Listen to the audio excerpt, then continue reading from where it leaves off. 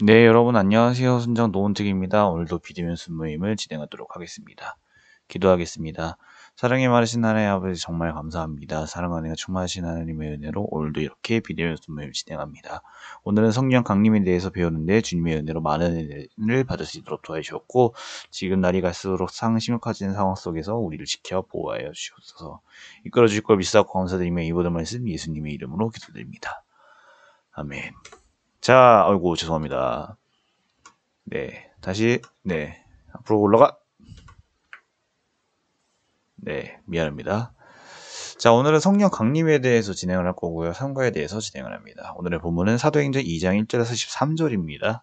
성경 다 읽고 진행하시는 거 있지 않으셨죠? 여러분들께서 꼭 성경을 한번 읽고 진행해 주시길 바랄게요. 자, 읽지 않습니다. 근데 아마 여러분들께서 이제 물어보고 싶은데 아마 이제 개역개정보다는 훨씬 더 쉬우실 거예요. 이게 확실히 이해가 잘 쉽게 된다라고 생각하실 수 있으실 겁니다. 이제 보면 이제 말씀 같은 경우에는 이제 핵심 키포인트에다가 제가 은색으로 칠했고 지역에다가 혹은 이제 사람과 관련된 거는 제가 이제 금색으로 칠했습니다. 자, 이제 본격적으로 진행을 할 건데 오늘은 어떤 내용이냐면 오늘은 성령 강림에 대한 내용인 거예요. 강림하면 어떤 게 떠오르시나요? 강림. 보통 같으면 이제 예를 들어서 이제 여러분들의 기준에 말씀드리면 애니메이션이나 아니면 이제 만화책 같은 데에서 보면 주인공이 이제 성장하는 과정 중에 갑자기 이제 초인적인 힘을 깨닫고 뭐 예를 들어서 이제 조상님의 힘을 얻는다거나 아니면 이제 다른 자기 자신의 스승님의 힘을 얻거나 아니면 이제 초인적인 뭐 영적 뭐 이런 걸로 해가지고 뭐 힘이 갑자기 각성해져서 막 그렇게 해서 악당을 물리친 내용. 그런 걸 보통 이제 강림이라고 하잖아요.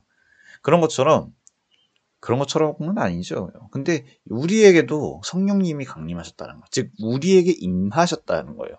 그 만화책에서도 결국에는 이제 주인공에게 뭔가 임했던 것처럼 우리에게 있어서는 하나님이 임하셨다는 걸 우리는 성령 강림이다 이야기를 합니다. 미안합니다. 이거 착도 있는 1장이 아니라 이거 2장입니다. 이거 바꿔 써야 되는데 미안합니다. 이거 바꿔 써야 되는데 미안합니다.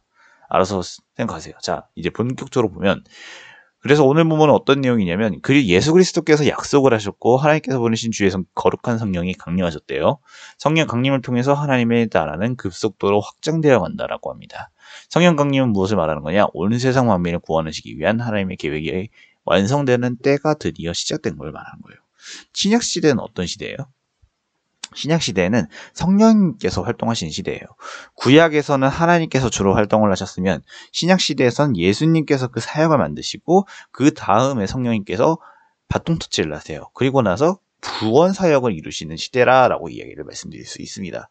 예수님을 믿는 모든 자를 구원하시는 일, 성령님이 내주하셔서 중생시키고 성화시킨 일까지 포함하시고 그리고 더불어 전도의 능력을 주시는 게 바로 무엇이다? 성령 강림이다라는 걸 우리는 알 수가 있습니다. 그래서 이제 본격적으로 1번에 대해서 진행을 해볼 거예요. 그래서 오늘 내용을 보면 1번부터가 먼저 좀 그래요. 성령은 언제 강림하셨습니까? 라고 되어 있네요. 자, 오순절이 되어서 그들은 모두 한 곳에 모여 있었다라고 됩니다. 언제 강림했대요? 오순절이라고 해요. 이게 펜테코스테라는 단어인데 즉 오순절이 되는 걸 그대로 풀어보면 50일째 되는 날이라는 거예요. 이거를 무엇을 뜻하는 거냐면 두 가지를 뜻한다는 거예요. 자, 즉 6월절, 유대인들에게 가장 중요한 날 6월절로부터 50일째 되는 그 77절을 이야기를 할 수도 있고 예수님의 생천하신 날로부터의 50이 되는 날을 이야기할 수 있다는 거예요. 즉 이 오순절이라는 말은 순 우리말로서 숫자 5와 그의 열을 가리키는 순을 결합한 말이다 이야기를 할 수 있다는 걸 알 수 있습니다. 그리고 원래 이제 이미 모였음에라고 되어 있는데 여기서 모여 있었다라는 것은 무엇이냐면 가득 채우다라는 거예요. 즉 다락방 안에 많은 사람들이 채워 있었고 결국에는 그것은 무엇을 말하는 거냐면 하나님의 때가 이르렀다라는 걸 우리는 알 수 있는 거예요.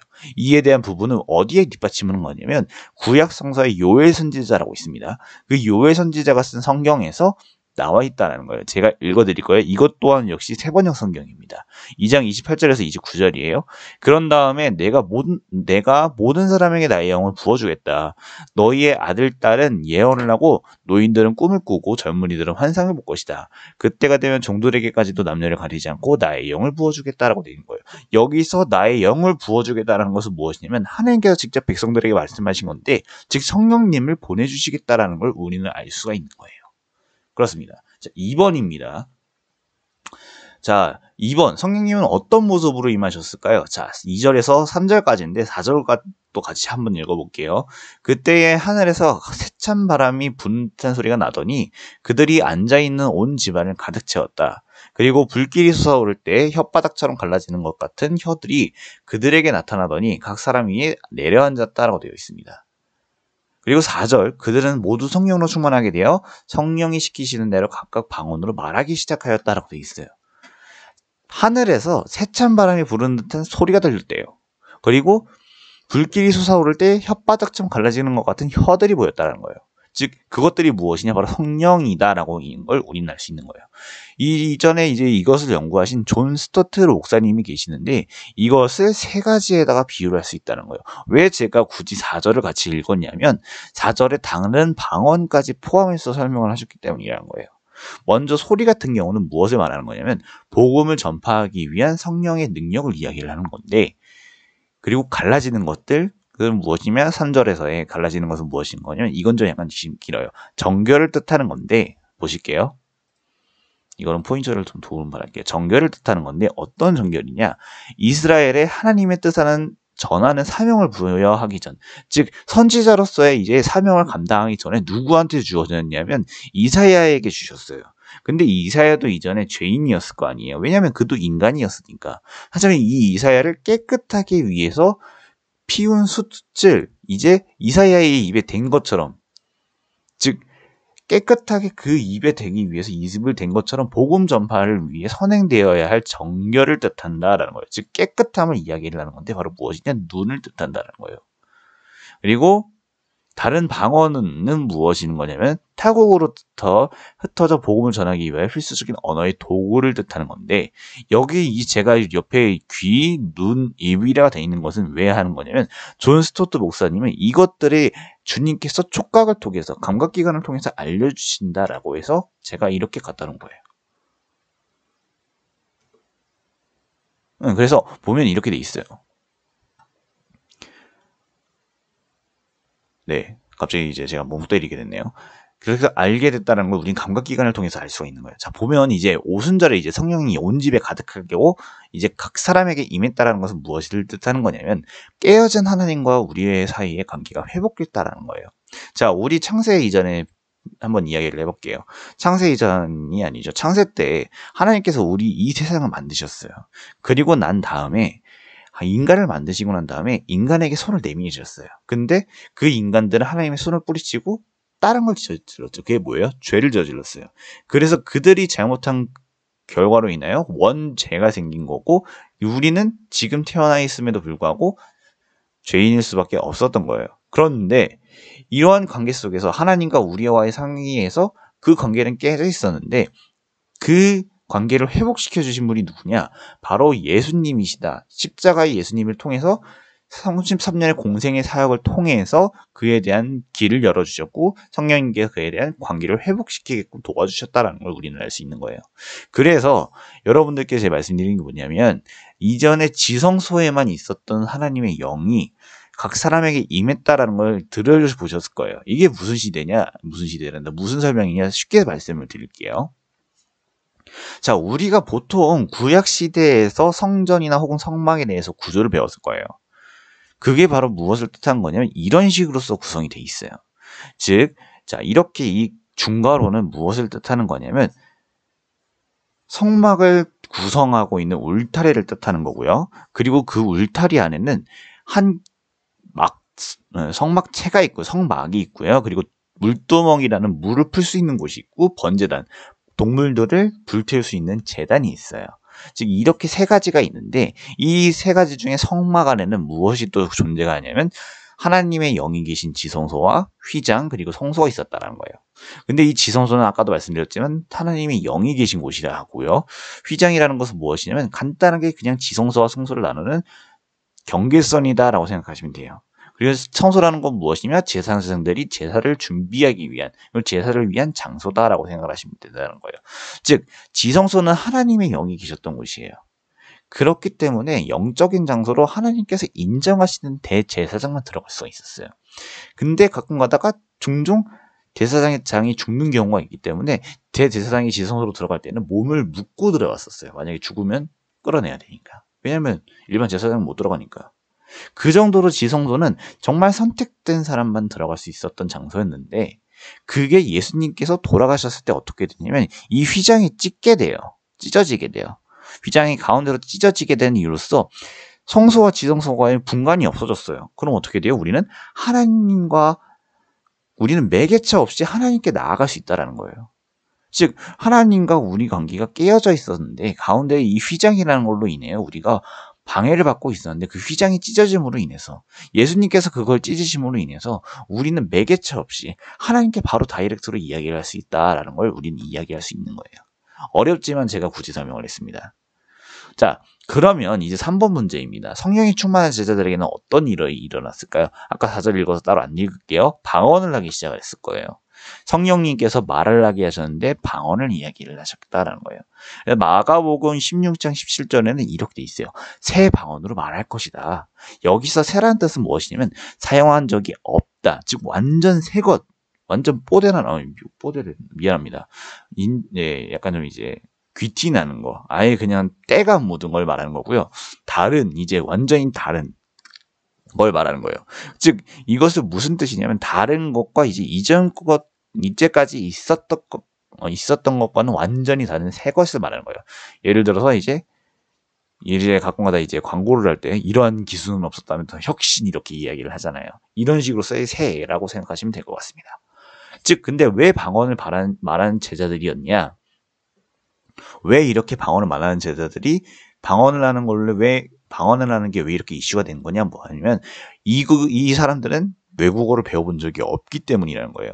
자, 제가 이전에 짚고 넘어갔었어야 되는데 짚고 안 넘어간 것 중에 뭐냐면 제자들의 교양 출신지예요. 제자들은 대개 어디 사람들이냐면 바로 갈릴리 사람들이에요. 갈릴리 지방은 이스라엘 중에서도 굉장히 시골 마을이에요. 근데 이 시골 마을에 있는 사람들이 갑자기 외국에 나가지도 않았는데 외국말을 한다? 그리고 그것도 유창하게 해. 라고 하면 얼마나 사람들이 당황하겠어요. 그런 건데 정말 새 것을 배우게 됐다는, 즉 하나님의 은혜로서만 그게 가능했다는 거예요. 근데 여기서 중요한 건 뭐냐면 우린 이 안에서 복음에 대해서 우리는 알 수 있어요. 즉 복음은 원래 유대인에게만 국한되어 있었어요. 원래 하나님께서 선택하신 백성은 이스라엘 백성이었으니까. 근데 이제 그 이스라엘 백성에게만 국한을 할 것이 아니라 내가 정말 사랑하는 내가 만든 이 세상 모든 민족에게 알리겠다라고 이야기를 하시는 겁니다. 그래서 사도행전 1장 8절에 이렇게 되어 있죠. 그러나 성령이 너희에게 내리시면 너희는 능력을 받고 예루살렘과 온 유대와 사마리아에게서 그리고 마침내 땅 끝까지에 이르러 내 증인이 될 것이다. 그래서 우리는 예수님의 복음 사역을 성령 하나님으로 위임하셨고 더불어 우리가 그 사역에 동참할 수 있었다라는 것을 우리는 알 수가 있는 겁니다. 자, 4번입니다. 그때 예루살렘에는 어떠한 유대인들이 와 있을까요? 이제 성령 강림으로 인해서 막 방언을 터지기 시작한 그때에 유대인들이 하필 또 보게 되네요. 근데 어떤 유대인이었냐? 5절, 9절에서 11절, 5절 먼저 읽을게요. 예루살렘에는 경건한 유대 사람이 세계 각국에 와서 살고 있었대요. 그리고 9절에서 11절, 우리는 바데 사람과 메데 사람과 엘람 사람이고 메소포타미아와 유대와 가파도기아와 본도와 아시아와 부르기아와 바발리아와 이집트와 구레네 근처 리비아의 여러 지역에 사는 사람이고 나그네로 머물고 있는 로마 사람과 유대 사람과 유대교의 개종한 사람으로서 크레타 사람과 아라비아 사람인데 우리는 저들이 하나님의 큰 일을 방언으로 말하는 것을 듣고 있어. 네, 오랜만에 이렇게 빠르게 말하니까 힘드네요. 자, 누구다? 바로 이렇게 말을 했지만 결국에는 유대인이었다. 현지 유대인과 각국에 흩어져 있는, 즉 이민을 간 유대인이라고 한 거예요. 왜 흩어졌을까? 왜 유대인들이 흩어졌을까? 이 흩어진 이들을 디아스포라라고 부르네요. 왜 흩어졌냐면 총 4가지의 이유로서 흩어졌다라고 큰 역사를 정리할 수 있어요. 즉 주전 722년에 아시리아라는 지역이 있는데 지금 어디냐면 이집트와 서아시아의 그 통합된 지역이라고 생각하시면 돼요. 옛날에 아시리아 나라가 통합적으로 해서 메소포타미아, 이집트 이런 지역을 막 거대하게 통일시켰던 나라 중에 하나였거든요. 근데 이 아시리아가 북이스라엘을 침략했어요. 그래서 이 일부 유대인들을 흩어뜨리게 만든 거예요. 두 번째, 주전 586년에 바벨론, 즉 이라크에 있는 지역에 있었던 그 나라가 누부갈네살이라는 왕이 이스라엘을 침공을 했어요. 그때 포로가 발생을 해요. 그에 대해 자세히 나와 있는 게 어디냐면 다니엘서예요. 왜냐하면 그 중에 하나가 다니엘이 있었기 때문이에요. 그리고 주전 3세기경에 이집트가 팔레스타인 지역을 점령을 했어요.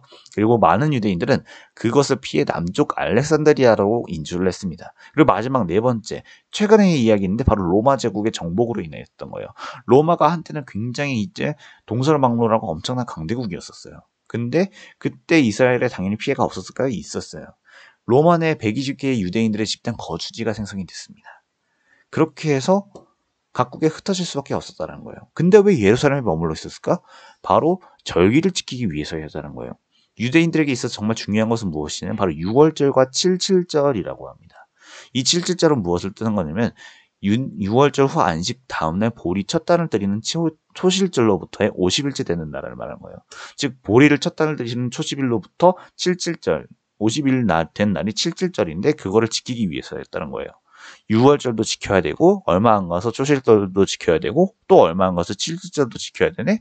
그러기 위해서 못 따라 집에 가. 그때 당시에는 대중교통도 없었는데 그럼 집에 있겠죠. 아니 집에 있겠지. 그냥 그 성전에서 그냥 수도 잡고 놀 수밖에 없었던 거예요. 놀진 않았죠. 지켰으니까. 미안합니다. 여튼 그랬던 것처럼 왜 예루살렘에 머물렀냐. 6월절과 77절을 지키기 위했다이라는 거예요. 아 제가 이걸 또 넣었네. 자 여기를 볼게요. 여기. 자 77절이라는 것은 정확히 다시 한 번 더 말씀드리면 무엇이 있는 거냐면 초실절로부터 50일째 되는 날이고 밀수확의 첫 열매를 즉 보리랑 밀가루 할 때 그 밀을 첫 열매를 하나님께 드리는 감사와 기쁨에 드리는 절기래요. 그래서 이스라엘의 3대 절기 중에 하나래요. 3대 절기는 여기 밑에 있는데 6월절, 77절, 초막절 중에 하나이래요. 6월절은 뭐다? 그 이집트에서 나올 출애굽 당시의 마지막 재앙이었던 장자의 죽음을 피하기 위해서 양의 피를 문지방에 바른 거, 그 사건을 생각하시면 됩니다. 5번입니다. 성령 충만한 제자들을 본 그들의 반응은 어떠했습니까? 7절, 12, 23절입니다. 그들은 놀라 신기하게 여기면서 말하였다. 보시오, 지금 말하고 있는 이 사람들은 모두 갈릴리 사람 아니요? 사람들은 모두 놀라 어쩔 줄 몰라서 이게 도대체 어찌된 일이요? 라고 하면서 서로 말하였다. 그런데 더러는 조롱하면서 이들이 세술에 취하였다라고 말하는 사람도 있었다. 자, 놀라서 신기하게 여기거나 당황하고 술에 취했다고 조롱을 했어요. 시세상?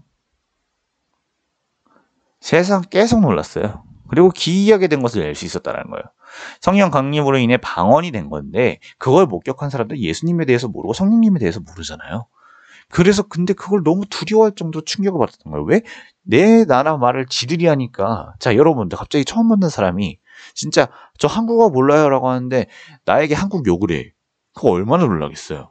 물론 욕한 건 아니겠죠. 근데 약간 비유를 하면 그렇다는 거예요.